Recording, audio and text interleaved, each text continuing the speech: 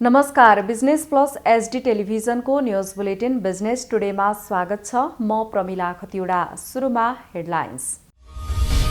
असार 17बाट देशका विभिन्न गन्तव्यमा दैनिक 64 उडान सुरु। स्वास्थ्य मापदण्ड पालना गर्दै 50% उडान मात्रै हुने नेपाल नागरिक उड्डयन प्राधिकरणद्वारा जानकारी। साउनदेखि दैनिक 3500 सवारीमा इम्पोस्ट नम्बर प्लेट लगाइने यातायात व्यवस्था विभागको तयारी। नवीकरण र नयाँ दर्ता गर्न आउने सवारी साधनलाई अनिवार्य इम्पोस्ट नम्बर प्लेट लगाइने 3 वर्षमा सक्ने लक्ष्य। काठमाडौँ उपत्यका लगायत देशका विभिन्न स्थानमा भारी वर्षा, भूक्षय, पहिरो तथा पानीको बहावको जोखिम रहेकोले आवश्यक सतर्कता अपनाउन मौसम पूर्वानुमान महाशाखाको आग्रह। जिल्ला प्रशासन कार्यालय डोटीले बजार अनुगमनलाई तीव्रता दिँदै सामग्रीको कृत्रिम अभाव र मूल्य वृद्धि हुँदा उपभोक्ता मारमा परेको जनगुनासो बढ्न थालेपछि अनुगमनको कामलाई अगाडि बढाइएको भनाई। र परम्परागत माध्यमबाट खेती गर्दै आएका गुल्मीका किसान आधुनिक कृषि प्रणालीतर्फ उन्मुख। गराज सुधार गरी चक्लाबन्दी विधिबाट खेती गरिँदा लागत कम र उत्पादन वृद्धि।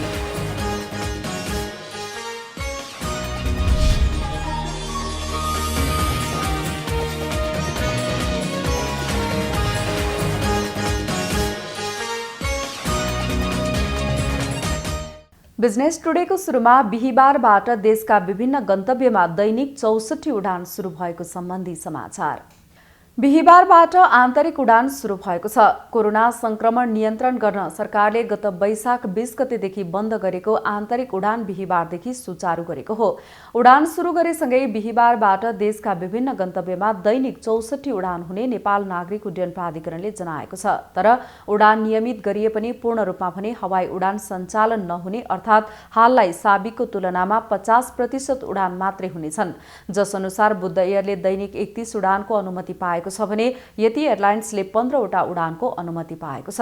त्यसैगरी श्री एयरलाइन्सले 7, सौर्य एयरलाइन्सले 3 वटा उडान गर्न अनुमति पाएको छ। दुर्गम भेगमा उडाउने कम्पनीले भने काठमाडौँबाट दैनिक 8 वटा उडानको अनुमति पाएका छन्। यात्रुले तोकिएको स्वास्थ्य मापदण्ड अनिवार्य रूपमा पालना गर्नुपर्नेछ भने कोरोनाको लक्षण देखिएका यात्रुले जहाज चढ्न नपाउने भएका छन्। सरकारले आगामी आर्थिक वर्षको सुरु भएपछि दैनिक 3500 वटा सवारी साधनमा इम्पोस्ट नम्बर प्लेट जडान गर्ने भएको छ। चैत 1, 2077 देखि नै अनिवार्य गर्ने तयारी गरेको भए पनि निषेधाज्ञाका कारण 4 महिना ढिला गरी साउनदेखि इम्पोस्ट नम्बर लगाउने तयारी गरिएको हो। वार्षिक नवीकरणका लागि यातायात कार्यालयमा आउने र नयाँ दर्ता गर्न आउने सवारी साधनलाई अनिवार्य इम्पोस्ट नम्बर प्लेट लगाइने भएको छ। नेपालमा सबै किसिमका दर्ता भएका सवारी साधनको कुल संख्या 39,87,267 पुगेको छ। त्यसमध्ये करिब 4 लाख सवारी साधन सञ्चालनमा नरहेको आकलन छ। आवेदन दिएकै दिन नम्बर उपलब्ध गराउने पनि विभागले जानकारी गराएको छ। जेठ 2078 मा इम्पोस्ट नम्बर प्लेट जडान थालिएको 5 वर्ष पूरा भएको छ। यो अवधिमा देशभरका 25 लाख सवारी साधनमा इम्पोस्ट जडान गर्ने सरकारको लक्ष्य भए पनि थालनी 17 जेठ 2073 मा सरकारले 60 महिनाको समयावधि दिएर काम थालेको थियो। तर अहिलेसम्म 6000 सवारी साधनमा इम्पोस्ट नम्बर प्लेट जडान गरिएको विभागले जनाएको छ। करिब 4000 सवारी साधनमा भने 2074 फागुनसम्ममा जडान गरिएको थियो। तर अदालतमा मुद्दा परेपछि नम्बर प्लेट जडान रोकिएको थियो। अदालतले बाटो खोलिदिएपछि पछिल्लो पटक 1 साउन 2077 देखि पुनः इम्पोस्ट नम्बर जडान थालिएको हो। त्यसपछि हालसम्म थप 2000 सवारी साधनले इम्पोस्ट नम्बर प्लेट जडान गरेका छन्। सामाजिक कल्याण संघ जनउद्धार केन्द्र मलेसियाले कोरोनाको उपचारमा आवश्यक बाइप्यास भेन्टिलेटर सहयोग उपलब्ध गराउने भएको छ। सामाजिक कल्याण संघ जनउद्धार केन्द्र मलेसियाले कोरोनाको उपचारमा आवश्यक बाइप्याप भेन्टिलेटर सहयोग गरेको छ। सामाजिक कल्याण संघ जनउद्धार केन्द्र मलेसियाले 65 थान बाइप्याप भेन्टिलेटर बिहीबार स्वास्थ्य तथा जनसङ्ख्या मन्त्रालयलाई हस्तान्तरण गरेको हो।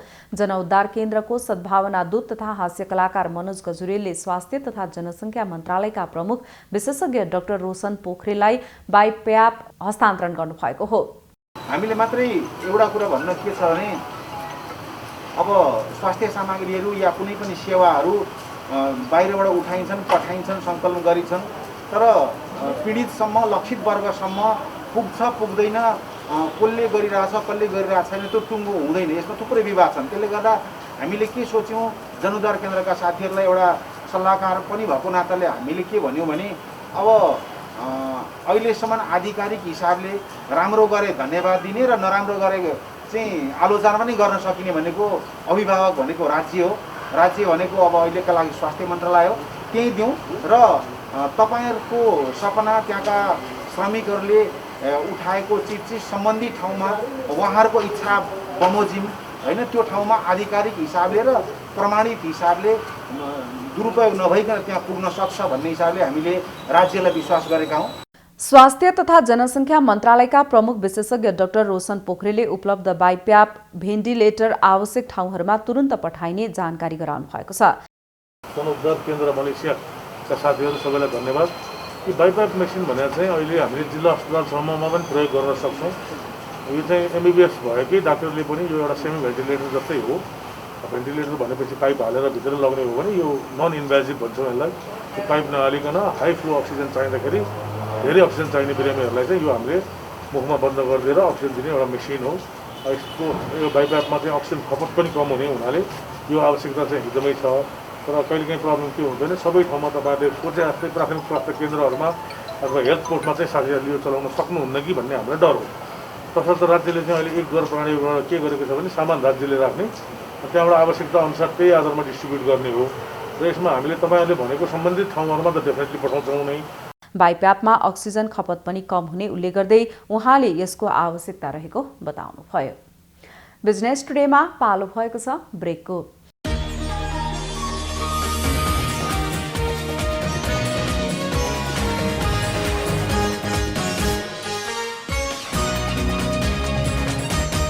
बिजनेस टुडेमा पुनः स्वागत छ। अब बाँकी समाचार। सुनसरीको इटहरीमा रहेको कोशी अञ्चल यातायात व्यवस्था कार्यालय अन्य स्थानमा सर्न लाग्दा विवाद उत्पन्न भएको छ। सम्झौता अगावै कार्य सम्पादनमा समस्या आएको भन्दै अन्य स्थानमा सार्न लाग्दा व्यवसायीहरूले विरोध गरेका हुन्।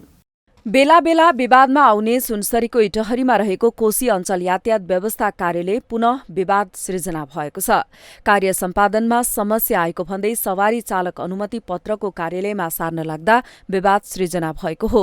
केही वर्षदेखि आबगाछीमा रहेको कार्यालयले 2078 पुस मसान्तसम्म कार्यालय रहने लिखित सम्झौता गरिएको भए पनि हाल अनुपयुक्त भएको भन्दै अन्यन्त्र सार्न खोज्दा विवाद सृजना भएको हो। अहिले रहँदै आएको कार्यालय नै पाए रहेको र अब सार्न लागिएको स्थानमा सेवाग्राहीहरूले झन्झट बेहोर्नुपर्ने व्यवसायीहरू बताउँदै आएका छन्। कार्यालयको आफ्नै भवन केही समयमा निर्माण सम्पन्न हुनै लाग्दा पुनः अर्को घर भाडामा लिएर सरकारी खर्च बढाउने काम बन्द गर्न र सेवाग्राहीलाई अलमलमा नपार्न व्यवसायीहरूले आग्रह गरेका छन्। अब हामीले त्यही लाइसेन्स कार्यालयसँग चाहिँ हाम्रो रिलेटेड व्यवसाय भएकोले गर्दा हो पहिलो कुरो चाहिँ। दोस्रो कुरो अब अलिकति हामी सचेत नागरिक पनि बन्दै गर्ने अवस्थामा हो र त्यहाँ अलिकति मिलोमतोमा यातायात कार्यालयले ठाउँ सार्ने कुरा भएकोले गर्दाखेरि अब अलिकति हामीलाई कार्यालय सार्ने समय र यो महामारीको कारणले गर्दाखेरि भइरहेको अब व्यवसायिक घाटा हामीले व्यावसायिक हिसाबले हेर्ने हो। तर पब्लिकलाई पनि अब हामीले सिकाइरहेको विद्यार्थीहरूलाई परेको मर्कालाई पनि हामीले बोल्नुपर्ने हुन्छ र त्यसले गर्दाखेरि हामीले विरोध गरिरहेको छौँ। वास्तवमा हामीले भन्नुपर्दा कार्यालय सर्ने कुरा कहाँ सर्छ, किन सर्छ, कसरी सर्छ त्यो हाम्रो विषयको कुरा होइन खासमा भन्ने हो भने। तर हाम्रो नजरमा अहिले हामी सचेत नागरिकको हिसाबले बुझ्ने हो भने कार्यालयको आफ्नै भवन 78 साल 30 गते सम्पन्न हुने भनेर सूचना हामीले देखेका छौँ। कार्यालय निरन्तर बनिरहेको छ। तुरुन्तै कार्यालय अहिले तत्कालका लागि सार्नुपर्ने कारण के हामीले बुझ्दाखेरि राज्यको ढिकुटीबाट रकमहरू धनको हुन लागेको हो कि हामी जस्तो सचेत नागरिकले नबोलेको बोल्ने। कार्यालय सार्ने सिलसिलामा पनि विभिन्न किसिमका खर्चहरू आउँछन्। त्योभन्दा अगाडि अहिले हाल रहिरहेको कार्यालयमा 1 वर्ष अगाडिको कार्यालय प्रमुखले कोरोनाको महामारीको कारणले कोरोना कर्मचारीलाई र सेवाग्राहीलाई पनि नलागोस् भन्ने हिसाबले विभिन्न किसिमका सुरक्षा अवलम्बन गर्दै प्रत्येक झ्यालमा सिसा लगाएर प्रत्येक कर्मचारीलाई सेफ हुने हिसाबले काम गर्ने, कार्य सम्पादन गर्ने सिलसिला मिलाएर विभिन्न किसिमका शीर्षकहरूमा खर्च गरेर बनाएको कार्यालयमा हामीले देखेका छौँ। हामी त्यो कार्यालयमा सेवा लिन जाँदाखेरि त्यो भोगेका छौँ। अब पुनः नयाँ कार्यालयमा जाँदाखेरि त त्यो खर्चहरू त त्यत्तिकै वेस्टेज भएर जाने भयो। सेवाग्राहीहरूको अत्याधिक चाप हुने गरेको र कार्यालयको पार्किङ, सेवाग्राहीको लाइनका लागि किमाथाङका रानी व्यापारिक सडक विस्तारले साँगुरो बन्न पुग्दा सेवा प्रवाहमा सहज नहुने भन्दै सार्न लागिएको कार्यालयका निमित्त प्रमुख प्रेम प्रसाद सापकोटा बताउँछन्। वर्षसम्म चाहिँ म चाहिँ आँखा चिम्लेर यो कार्यालय यहाँ सञ्चालन गर्न सक्छु भन्ने अवस्था छैन। किनभने पब्लिक सर्भिस डेलिभरी गर्ने अगाडिको पोइन्ट छैन, आँगन छैन। कहाँ उभिन्छन् हाम्रो सेवाग्राही, कहाँ उभिन्छ? जस्तो हजुरहरू आउनुभयो, अब अहिले मोटरसाइकल कहाँ राख्नुभयो होला अथवा गाडी कहाँ राख्नु होला आफूलाई अनुभव गरिसक्नुभयो। रोडमा राख्ने अब यहाँ हजुरहरूले सेवा लिनु पर्ने हो भने यहाँ कहाँनिर लाइन बस्नुहुन्थ्यो होला? त्यो त हजुरले आफैले पनि अनुमान गर्नुभएको छ नि। त्यो त के भने सत्य कुरा त आफै बोल्छ क्या, मान्छेले बोल्ने कामै छैन। कोरोना भाइरसको महामारीको समयमा धेरै खर्च गरी हाल रहेको स्थानमा सुरक्षित संरचना रहेको छ। विवादमा आउने काम भन्दा पनि सहज तरिकाले सेवा प्रदान गर्न आवश्यक देखिन्छ। सुनसरी सहकर्मी विनोद आचार्यको रिपोर्ट। काठमाडौँ उपत्यका लगायत देशका विभिन्न स्थानमा भारी वर्षा भइरहेको छ। प्रदेश नम्बर 1, 2 बागमती, गण्डकी र लुम्बिनी प्रदेशका प्राय स्थानमा ठूलो तथा सुदूरपश्चिम र कर्णाली प्रदेशका केही स्थानमा मध्यम वर्षा भइरहेको छ। मौसम पूर्वानुमान महाशाखाले प्रदेश 1, प्रदेश 2, बागमती प्रदेश, लुम्बिनी प्रदेश र गण्डकी प्रदेशका धेरै स्थानहरूमा, कर्णाली र सुदूरपश्चिम प्रदेशका थोरै स्थानहरूमा हल्कादेखि मध्यम वर्षाको सम्भावनाका साथै प्रदेश नम्बर 1, प्रदेश नम्बर 2, बागमती, लुम्बिनी प्रदेश र गण्डकी प्रदेशका केही स्थानहरूमा मेघगर्जन, चट्याङसहित धेरै ठूलो वर्षाको सम्भावना रहेको बताएको छ। उक्त प्रदेशहरूमा भूक्षय, पहिरो तथा गृगान बहावको जोखिम रहेकोले सुरक्षित रहन महाशाखाले आग्रह गरेको छ। त्यस्तै महाशाखाले नदीनाला तथा खहरे खोलाहरूमा पानीको सतह बढ्न सक्ने तथा दैनिक जीवन यातायात क्षेत्र प्रभावित हुन सक्ने भएकोले आवश्यक सतर्कता अपनाउन हुन सबैमा अनुरोध समेत गरेको छ। जिल्ला प्रशासन कार्यालय डोटीले बजार अनुगमनमा तीव्रता दिएको छ। उपभोक्ताबाट गुनासो आउने क्रम बढेसँगै प्रशासनले अनुगमनका कामलाई अगाडि बढाएको हो। प्राय चाडबाडको समयमा बजार अनुगमन गर्ने गरेको डोटीको जिल्ला प्रशासन कार्यालयले जनगुनासो बढ्न थालेपछि अन्य समयमा पनि अनुगमनलाई अगाडि बढाएको छ। कोरोना महामारीको कारण ढुवानी र बजार बन्द भएपछि सामग्रीको कृत्रिम अभाव सिर्जना हुनुको साथै मूल्य वृद्धि हुँदा उपभोक्ता मारमा परेसँगै अनुगमनको कामलाई अगाडि बढाइएको हो। सहायक प्रमुख जिल्लाधिकारी किरण जोशीको संयोजकत्वमा रहेको टोलीले अनुगमन गरेको छ। आज चाहिँ विशेष गरी यो गोबाग क्षेत्रको अनुगमनमा हामीले के भेट्यौँ भन्दाखेरि चाहिँ अधिकांश यो चिजबल जस्तो चिजबल्सहरूमा यो खाद्यान्नहरूमा चाहिँ म्याद गुज्रिएको र अधिकांश खाद्य पदार्थहरू लेबल नभएको र कुनै कुनै होटलहरूमा हामी रङ प्रयोग गरेको पनि भेट्यौँ होइन। त्यसमा हामीले एउटा दफत गरेर एउटा वार्निङको रूपमा चेतावनी दिएका छौँ र अधिकांश खाद्य पसलहरू चाहिँ खाद्य पदार्थहरू त्यही म्याद गुज्रिएको भेटाइयो र कतिपय लेबल लेबल नभएको तिनीहरू भेटाइयो र हामीले सख्त वार्निङ दिएका छौँ र एउटा स्ट्रिक्ट निर्देशन दिएका छौँ। अबदेखि चाहिँ खाद्य पदार्थ खरिद गर्दाखेरि लेबल हेरेर मात्रै खाद्य पदार्थ खरिद तथा बिक्री वितरण गर्ने भनेर हामीले त्यो निर्देशन दिएका छौँ। आज चाहिँ यस गोबाग बजार क्षेत्रमा अनुगमन गरियो। यसमा चाहिँ विशेष त अब हामीले नाप्तोलको कार्यक्षेत्र हेर्ने भएको हुनाले चाहिँ उपभोक्ताले चाहिँ अब ढक्तराजुहरू दर्ता गराए पनि पछि फेरि बिग्रिएको ढक्तराजुहरू नयाँ खरिद गर्दा अब बिलहरू हेर्ने नगरेको, अब अरू चिज हेर्ने बेला चाहिँ म्याद गुज्रिएको खाद्य पदार्थहरू बिक्री वितरण भइराखेको र बिल बिजक हेर्ने बानी नभएको हुनाले चाहिँ व्यापारीहरू स्वयं आफैलाई नै घाटा लागिरहेको अनुभव गरिरहेका छौँ। यसमा चाहिँ अब नाप्तोल सम्बन्धी हामीले हेर्ने कुरा गर्ने बेला चाहिँ नाप्तोलमा व्यवसायीहरूले चाहिँ अब जानी अनजानीमा चाहिँ ढक्तराजुहरूको बिल बिजक नहेर्ने र यसमा चाहिँ उपभोक्ता र स्वयंलाई पनि घाटा लागिरहेको अवस्था देख्यौँ। उपभोग्य मिति नागेका खाद्य सामग्रीहरू व्यापारीले आमदानीको लोभमा बिक्री गरेको गुनासो पछिल्लो समय बढ्दै गएको छ। ग्रामीण ठाउँमा म्याद हेरेर सामान खरिद गर्ने ज्ञानको कमीको कारण मूल्यमा मात्र नभएर स्वास्थ्यको कुरामा पनि जनता ठगिँदै गएका छन्। अब पसल दर्ता भएको छ कि छैन, मूल्य सूची राखेको छ कि छैन, अनि सुटीजन्य चिजहरू हामीलाई देखाएर राखेको छ कि छैन, त्यस्ता कुराहरूलाई देखाएर राख्न पाइँदैन। अनि एक्सपायर डेट भएको सामानहरू छ कि छैन, त्यस्ता कुराहरूले हामीले अनुगमन गरिरहेका छौँ। यहाँ चाहिँ एक्सपायर डेट भएको पनि देखियो, पसल दर्ता नभएको पनि देखियो हामीलाई, अनि उहाँले मूल्य सूचीहरू पनि नराखेको देखियो। हामीले अर्को पटकलाई तपाईँहरूलाई अहिलेको चेतावनीको रूपमा हामीले दण्ड गरेनौँ। अहिले चेतावनी दिएर अर्को पटक आउँदाखेरि हामीले चाहिँ सबै कुराहरू व्यवस्थित भएको हुनुपर्छ भनेर। उपभोक्ता हक र अधिकारलाई सुनिश्चित गर्न उद्योग वाणिज्य संघ डोटीले पनि विभिन्न कार्य गर्दै आइरहेको अध्यक्ष मोहन कलेलको भनाइ छ। अब यो अनुगमन भन्ने कुरा यो अहिलेसम्म अब व्यापारीलाई थाहा नभएको कुरा पनि छ अहिलेसम्म। अब यो फर्स्ट टाइम भयो। अब यो जुन हाम्रो अनुगमन भयो, खाद्य प्रविधिशाला सबै नापतौलको टोली पनि आछ।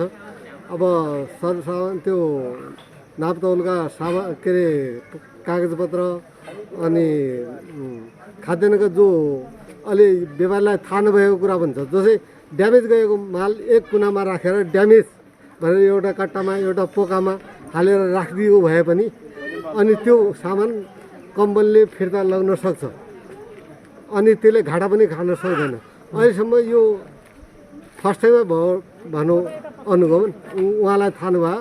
अब हामीलाई उनलाई जनचेतना हामी उद्योग मार्फत पनि हामी दिन चाहन्छौँ। बजार अनुगमनको कामलाई स्थानीय तहले तीव्रता दिँदै उपभोक्ताको हक र अधिकारलाई ठगिनबाट जोगाउँदै कालो बजारी र अखाद्य वस्तु बिक्री गर्नेहरूलाई कानूनी दायरामा ल्याउनु आवश्यक छ। डोटी सहकर्मी टेकबहादुर साउदको रिपोर्ट। बिजनेस टुडेमा पालो भएको छ ब्रेकको।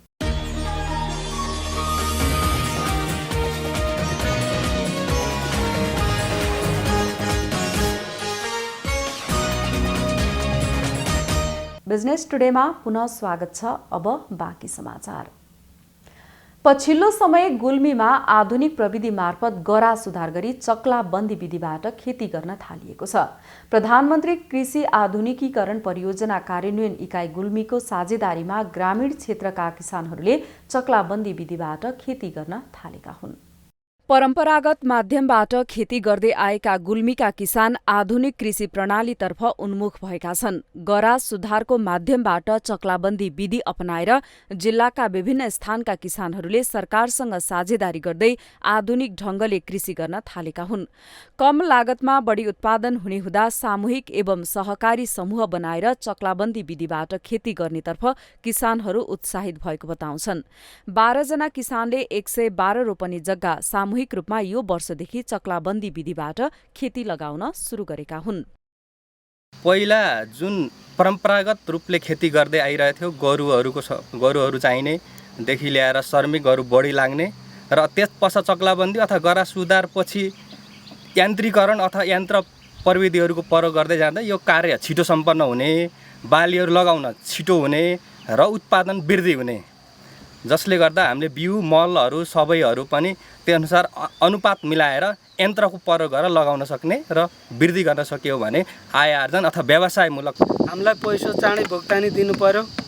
यहाँ अब खनेको डोजर लगाएको पैसा लगायत कुलो बनाउने मिस्त्री ज्यामीहरूको पैसा आवश्यक पर्यो भन्दाखेरि कुलो बनाएर सक्नुहोस् र हामी दिन्छौँ भनेको हुनाले हामी अहिले यहाँ सबै जग्गाका महीहरू करिब 12 जना जति जम्मा भएर हामी यहाँ गर्दैछौँ।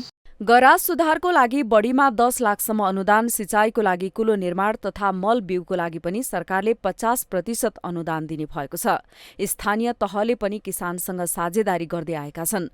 सबै गरामा सिँचाइ सहजै पुग्ने र यान्त्रिकीकरणबाट खेतीपाती गरिने हुँदा लागत कम र उत्पादन बढी हुने भए तापनि जिल्लाको लागि नौलो प्रविधि भएका कारण किसानहरूमा चेतना जगाउन आवश्यक रहेको बताइएको छ। गरा सुधार पद्धतिबाट चक्लाबन्दी खेती किसानलाई पनि नौलो नै हो। त्यो उहाँहरूलाई सुरुका दिनमा कन्भिन्स गर्न, उहाँहरूलाई बुझाउन निकै कठिन भयो। तर पछि बिस्तारै जब यसको महत्त्व बुझाउन सक्यौँ र उहाँहरूको जुन एउटा सवाल थियो, यो चक्लाबन्दी गरा सुधार गर्दा जग्गाहरू मासिने, किताहरू मासिने र यसले गर्दा चाहिँ जग्गाको स्वामित्वमा समेत असर पर्छ भन्ने उहाँहरूको चिन्तालाई हामीले चाहिँ यो नापी कार्यालयसँग र चाहिँ यो जियोमेट्रिक इन्जिनियरका टिमसँग बसेर जग्गाको किता, प्रत्येक किताको क्षेत्रफल नापिसकेपछि अहिले जिल्लाका 5 स्थानीय तहका 85 घरधुरी किसानले 400 रोपनी जग्गामा चक्लाबन्दी विधिबाट खेती शुरू गरेका छन्। आधुनिक प्रविधिको प्रयोगले लागत कम र उत्पादन धेरै हुने भएकाले किसानको आमदानीसँगै कृषि उपज उत्पादनमा वृद्धि हुने देखिन्छ। गुल्मी सहकर्मी सुमन महतराको रिपोर्ट। गण्डकी प्रदेशको बागलुङमा 20% रोपाई सकिएको छ। यस वर्ष छिट्टै मनसुन सुरु भएपछि धान खेती हुने 6122 हेक्टर क्षेत्रफलमध्ये करिब 1300 हेक्टर खेतमा रोपाई सकिएको छ भने अझै पनि किसानहरूलाई धान रोप्न भ्याइ नभ्याइ छ। एक रिपोर्ट। समयमै मनसुन सक्रिय भएकोले बागलुङमा धान खेती हुने 6122 हेक्टर क्षेत्रफल मध्ये करिब 1300 हेक्टर खेतमा रोपाई सकिएको छ। अघिल्ला वर्षहरूमा असार 15 अर्थात् राष्ट्रिय धान दिवसको दिनबाट रोपाई सुरु हुने गरे पनि यस वर्ष पर्याप्त वर्ष भएको कारण जेठको पहिलो साताबाटै सुरु भयो। पहाडी जिल्ला भएकाले बागलुङका अधिकांश मानिस कृषि पेसामा आबद्ध रहेका छन्। 18औं राष्ट्रिय धान दिवस मनाउँदै गर्दा बागलुङ जिल्लामा 20% धान रोपाई भइसकेको कृषि ज्ञान केन्द्र बागलुङले जनाएको छ। बागलुङ जिल्लामा अहिलेसम्म धान रोपाई यस वर्ष फेरि मनसुन वर्षा राम्रो भएको हुनाले आजका मितिसम्म करिब 20% धान रोपाई भइसकेको छ। बागलुङ जिल्लामा धान लगाइने क्षेत्रफल 5775 हेक्टर मात्रै हामीले गत वर्षसम्मको रेकर्डमा पाउँछौँ भने अहिले प्री मनसुन राम्रो वर्षा भएको हुनाले करिब 1000 रोपनी जति क्षेत्रफल वृद्धि हुने अवस्था छ। धान रोपाइने क्षेत्रफल बढ्ने अवस्था छ। यदि आगामी दिनमा सुक्खा रहेन, पानी यस्तै परिरह्यो भने किसानको खेतमा धान असाध्यै राम्रो हुने अपेक्षा पनि गरिएको छ। अहिलेसम्म 1000 हेक्टरभन्दा बढी क्षेत्रफलमा धान रोपाई भइसकेको छ। किसान वर्षभरको लागि छाक जुटाउन यो महिनामा खेतीमा व्यस्त हुन्छन्। युवा जनशक्ति विदेश रहेको बेला सहर पसेकाहरू समेत निषेधाज्ञापछि गाउँ गाउँमा आएका छन्। निषेधाज्ञा भएको पनि 2 महिना हुन आँटिसक्यो हैन, तर पनि अब हामी चाहिँ आफ्नो कामहरू गरिरहेको छौँ। त्यस्तो अब त्यति पर्व पारेको भन्ने चाहिँ छैन। परिवारकै हैन गाउँकै सदस्यहरू मिलेर चाहिँ खेत रोपाई गरेको छौँ। जिल्लाको कुल 6122 हेक्टर क्षेत्रफलमा धान खेती हुने गरेकोमा त्यसमध्ये 2635 हेक्टरमा उन्नत र 3487 हेक्टरमा स्थानीय जातको धान खेती हुने गरेको छ। रैथाने जातहरू हराउँदै गएका छन् भने विकासे बिउहरूले स्थान पाएका छन्। बागलुङ सहकर्मी सुभाष आचार्यको रिपोर्ट।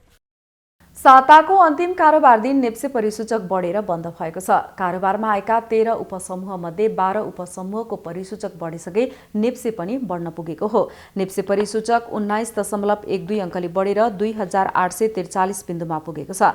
सेन्सेटिभ इन्डेक्स 6.33 अङ्कले बढेर 528.71 बिन्दुमा पुगेको छ।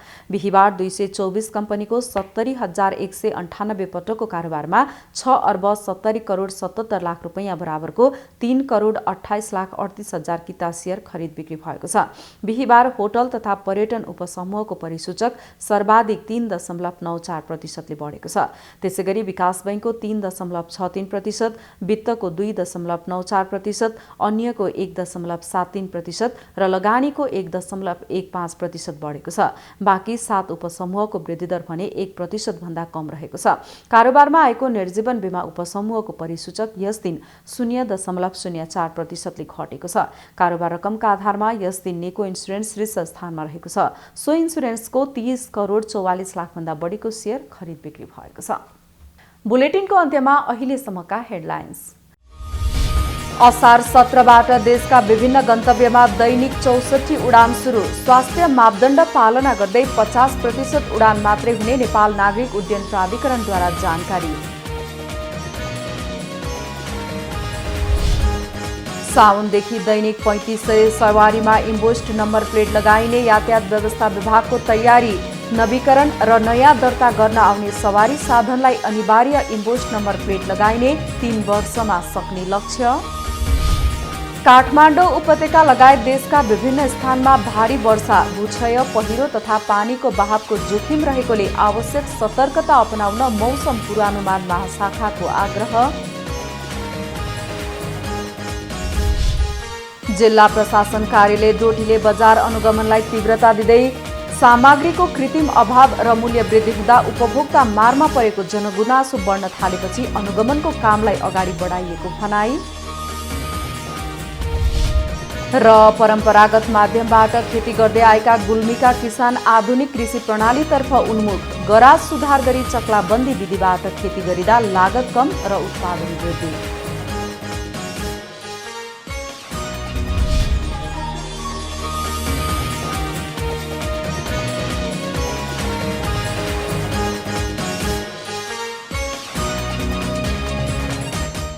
बिजनेस टुडे अहिलेलाई यति नै। हेर्दै रहनुहोला business plus HD television. Business plus business first. नमस्ते।